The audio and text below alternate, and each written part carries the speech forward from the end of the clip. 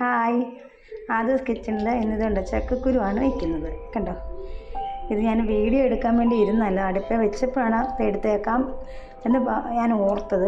അപ്പോൾ ഇത് ഞാൻ ചക്കക്കുരു നല്ലതുപോലെ ചെറുതായിട്ട് അരിഞ്ഞ് 3 ഗ്ലാസ് വെള്ളം ഒഴിച്ചു. അതിനകത്ത് ഏലക്ക, തക്കോലം, ഗ്രാമ്പൂ, കറുവപ്പട്ട, കുരുമുളക്, പിന്നെ മല്ലിപ്പൊടി ഇല്ല, മഞ്ഞൾപ്പൊടി, മുളക് പൊടി, ഇത്രയും സാധനം ചേർത്ത് ഉപ്പും ചേർത്ത് ഇതിനെ അടുപ്പിൽ വേവിക്കാൻ വെക്കുക.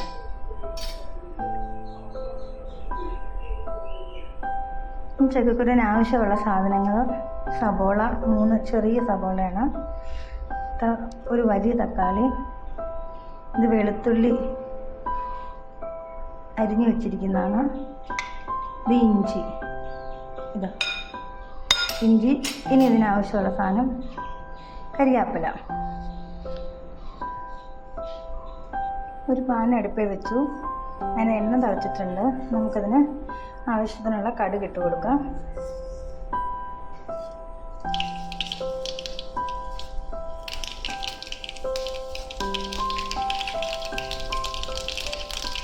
അതുപോലെ സ്വല്പം ഉലുവ കൂടി ഇട്ട് കൊടുക്കണം.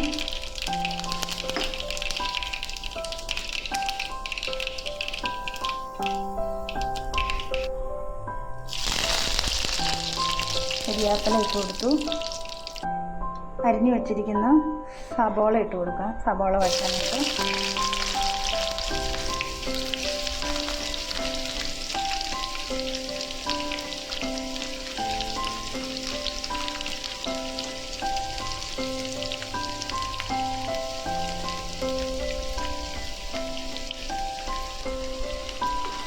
ഇത് നന്നായി ഇളക്കി ഒരു ബ്രൗൺ കളർ വരുവോളം നമുക്ക് ഇളക്കി കൊടുക്കാം.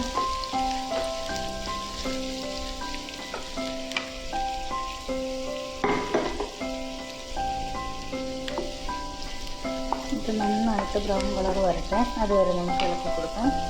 നമുക്ക് ചക്കക്കുരു ഒന്ന് തുറന്ന് നോക്കാം. ഇതിൻ്റെ വെള്ളമൊക്കെ വറ്റി വരാറായി. സ്വല്പം കൂടെ ഇങ്ങനെ കിടക്കട്ടെ. വെള്ളമെല്ലാം നല്ലപോലെ വറ്റുന്നവരെ നമുക്കൊന്നുകൂടെ മൂടി വെച്ച് വേവിക്കാം. ഇനി ആവശ്യത്തിനുള്ള അരപ്പ് നമുക്ക് തയ്യാറാക്കാം. ഇത് മീറ്റ് മസാലപ്പൊടിയാണ്. ഇതാണ് ഞാൻ ഉപയോഗിച്ച മസാലപ്പൊടി. ഇനി ഇതിനോടൊപ്പം നമുക്ക് ആവശ്യമുള്ളത് കുരുമുളക് പൊടിയാണ്.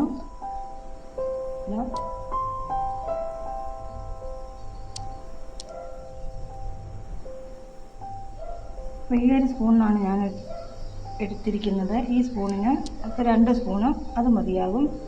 ഇനി നമുക്ക് മസാല റെഡിയായിട്ടുണ്ട്. അതിലേക്ക് നമുക്ക് തക്കാളി ഇട്ട് കൊടുക്കാം.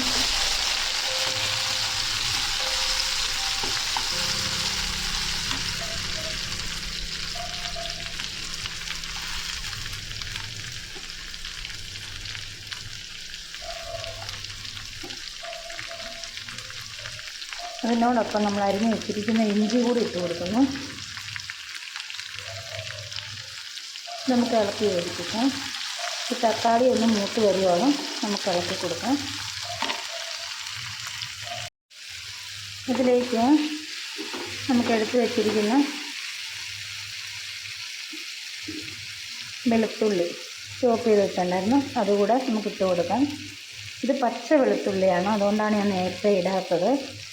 ഇതിൻ്റെ ഒരു ഫ്ലേവർ ഇങ്ങനെ നമുക്ക് കിട്ടാൻ വേണ്ടിയാണ്. നമുക്ക് ഇളക്കി യോജിപ്പിക്കാം.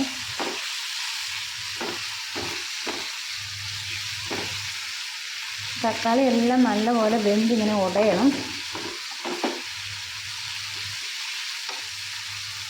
ആ സബോള നല്ലപോലെ മൂത്തെങ്കിൽ മാത്രമേ അതിന് ആ ടേസ്റ്റ് വരികയുള്ളൂ. അല്ലെങ്കിൽ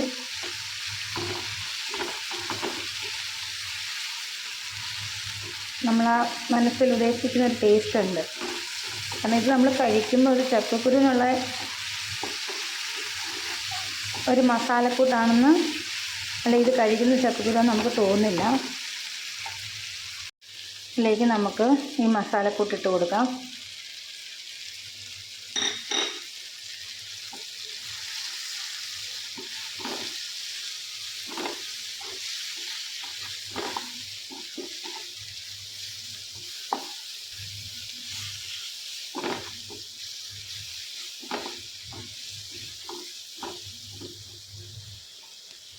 മസാല നല്ലപോലെ മൂക്കട്ടെ. ഞാൻ ചക്കക്കുരുവിൻ്റെ മുട തുറന്നിട്ടുണ്ട്. ഇതാ ഇത് വറ്റി വന്നിട്ടുണ്ട്. ഇനി നമ്മൾ ചെയ്യേണ്ടത് ഈ ചക്കക്കുരുവിൻ്റെ അകത്തേക്ക്, ഈ ചട്ടിക്കകത്തേക്ക് എടുത്തു വെച്ച മസാല എല്ലാം കൂടെ ഇട്ട് കൊടുക്കാം. ഇതിലേക്ക് ഞാൻ ഈ മസാല ഇട്ട് കൊടുക്കുകയാണ്. മുഴുവൻ മസാല ഇട്ടു. നമുക്ക് ഇളക്കി കൊടുക്കാം. ഇതിൻ്റെ അകത്തൊരു ചെറിയ വെള്ളമുണ്ട്, അതിലേക്ക് വേണം ഇത് ചേർത്ത് ഇളക്കാൻ. ഇത് ഇതിൻ്റെ അകത്ത് കിടന്ന്, ചട്ടിക്കകത്ത് കിടന്ന് ഒന്നുകൂടി ഇത് വേകണം. അതിനാണ് ഈ അരപ്പെല്ലാം കൂടെ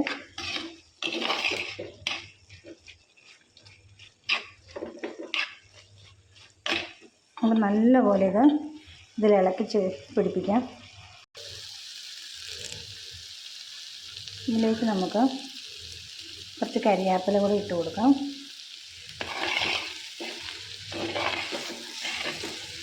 നെയ്വേക്കാറ് റെഡിയായിട്ടുണ്ട്. അപ്പോൾ നമുക്കൊരു പാത്രത്തിലേക്ക് മാറ്റിയെടുക്കാം. കണ്ടോ, നല്ലൊരു സ്മെല്ലാണ് വരുന്നതിന്. ഒരു ബീഫ് ഫ്രൈ ഒക്കെ ഉണ്ടാക്കിയല്ലോ, അതിൻ്റെയൊക്കെ ഒരു സ്മെല്ലാണ് വരുന്നത്.